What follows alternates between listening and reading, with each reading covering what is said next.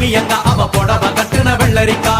பார்த்தா பாவக்காயிலம் பருவத்தில கொசாக்கா பார்த்தா பாவக்காயிலம் பருவத்தில கொசாக்கா சோக்கா நடக்கும் போது சுத்த வேணும் பூசணிக்கா ஆத்தா கண்டெடுத்த அழகான ஜாதிக்கா புளிப்பா புளியங்க அவ புடவ கட்டுன வெள்ளரிக்கா புளிப்பா புளியங்க அவ புடவ கட்டுன வெள்ளரிக்கா